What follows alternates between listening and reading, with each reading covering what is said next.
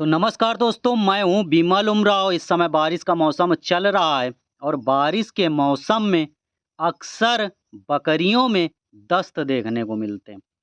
कई बार ऐसा होता है कि छोटे मेमनों में दस्त लग जाते हैं, दस्त सही नहीं होते हैं, मेमना कमज़ोर होता चला जाता है या बकरियां कमज़ोर होती चली जाती हैं, या कुछ बकरियों में दस्त देखने को मिलता है, कुछ में नहीं देखने को मिलता है। और मोस्टली जो चराई पर बकरियां जाती हैं उनमें अधिक दस्त देखने को मिलते हैं। क्या रीज़न होता है? क्या इसका सॉल्यूशन है? कैसे हम दस्त सही करेंगे? सारी चीज़ आज के वीडियो में डिटेल से आप लोगों को बताऊँगा। तो सबसे पहली चीज़, जिन भाइयों की बकरियाँ चराई पर जाती हैं, यदि किसी भी बकरी को दस्त हुए हैं, तो उसको आपको 2 या 3 दिन चराई पर नहीं ले जाना है। ये चीज़ बिल्कुल क्लियर है, आपको ध्यान रखना है। यदि आप उसको कंटिन्यू चराई पर ले जाएँगे, तो बारिश के मौसम में अक्सर नई-नई पत्तियाँ निकलती हैं। पानी की अधिकता की वजह से, कोमल पत्तियों की वजह से, अधिक हरा चारा खाने की वजह से दस्त कंटिन्यू चालू रहते हैं और दस्त सही नहीं होते हैं। आप कोई भी दवा दे दो, यदि आप चराई कंटिन्यू कराएँगे, हरी पत्तियाँ, हरी घास इस तरह से खिलाएँगे, तो फिर बकरियों के दस्त बंद नहीं होंगे। तो ये क्लियर हो गया कि जिन भाइयों की बकरियां चराई पर जा रहे हैं उनको दस्त लगे हैं, तो दस्त में चराई पर नहीं ले जाना है। अब आ जाते हैं स्टॉल फीड पर। जिन भाइयों की बकरियां स्टॉल फीड पर हैं और बारिश का मौसम चल रहा है, यदि बकरियों में दस्त लगे हैं, तो अब यहाँ पर सबसे पहले हमको ये देखना है कि हम भोजन में बकरियों को क्या दे रहे हैं। यदि हम हरा चारा अधिक दे रहे हैं, तो आपको हरा चारा बंद करना है। या फिर दाना अधिक देने की वजह से यदि दस्त लगे हैं, तो दाने की मात्रा कम करनी है। अब बारिश में कौन से चारे खिलाएं? तो जो भी आपके पास सूखा चारा है, उड़द मूंग का भूसा हो सकता है, चने का भूसा हो सकता है, दलहनी कोई भी भूसा हो सकता है, लौंग पत्ती हो सकती है, आपको मसूर का भूसा हो सकता है, जो भी सूखे चारे हैं, या गेहूं के भूसे की सानी भी बनाकर आप खिला सकते हैं। सुबह शाम आप सानी खिलाएंगे, तो बकरियों में जो दस्त की प्रॉब्लम है, जैसे ही आप हरा चारा बंद करेंगे, दस्त की प्रॉब्लम सही हो जाएगी। यदि आप हरा चारा नहीं बंद करते हैं, तो फिर आप कितनी भी दवा देते रहें, बकरियों के दस्त बंद नहीं होंगे।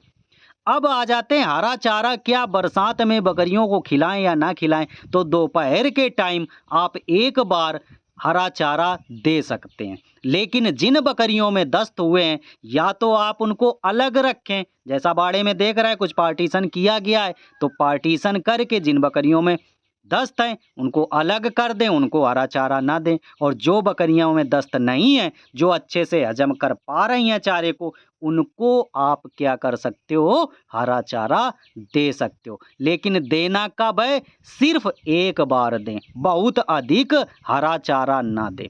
दूसरी चीज, मेमनों पर आ जाते हैं। मेमनों को आपको बारिश के मौसम में हरा चारा नहीं देना है, ये चीज ध्यान रखिए। और भीगा हुआ हरा चारा काट के, कटिया मशीन से काट के बिल्कुल भी मेमनों को ना दे। यदि मेमनों को आप खिलाओगे, तो फिर इनके दस्त आप बंद नहीं कर पाओगे, और एक बार यदि दस्त लग गए, तो फिर मेमना बहुत कमजोर होता चला जाता है। तो ये छोटी सी चीज है, लेकिन बरसात में अक्सर जो भी बकरी पालन करते हैं भाई लोग, उनमें ये समस्या देखने को मिलती है कि उनकी बकरियों के दस्त सही नहीं होते हैं। तो यहाँ पर आप जैसा देख रहे हैं, उड़द मूंग का भूसा मैं सुबह शाम खिला रहा हूँ, चूंकि इससे पहले जो बारिश से पहले जो सीजन रहता है, उड़द मूंग का भूसा भरपूर मात्रा में यहाँ पर हो जाता है। फ्री ऑफ कॉस्ट रहता है, कोई भी इसका चार्ज नहीं रहता है। लोग इसको फेंक देते हैं, जला देते हैं, उसको आप इकट्ठा कर सकते हो, खिला सकते हो। कई बार ये चीज़ें मैं आपको डीपली अन्य वीडियो में बता चुका हूँ। और एक चीज़ ये रहता है कि जो भी दलहनी चारे हैं, प्रोटीन युक्त तो होते होते हैं, साथ में आपकी फीड कॉस्ट को कम कर देते हैं। चूंकि इनकी सानी नहीं बनानी होती, हमको इसमें आटा नहीं लगाना होता है, हमको इसमें चूनी चोकर नहीं लगाना होता है, इसलिए जितना हो सके आप मई जून में खूब इसका भंडारण कर सकते हैं। या फिर चने का जिधर भूसे की अधिकता रहती है, आप मार्च के आसपास, मार्च अप्रैल में खूब चने का भूसा होता है, उसको इकट्ठा कर सकते हैं, मसूर का भूसा इकट्ठा कर सकते हैं, मटर का भूसा इकट्ठा कर सकते हैं, ये चीज़ें कर सकते हैं। एक चीज़ और, यदि बारिश हो रही है तो आपको उड़द और मूंग का भूसा बारिश के दिन नहीं खिलाना। यदि बारिश के दिन खिलाओगे तो बकरियों में जुकाम हो जाएगी और खांसी की समस्या देखने को मिलेगी, चूंकि ये भूसा सरद तासीर का होता है और सर्दी जुकाम इस तरह से कर देता है।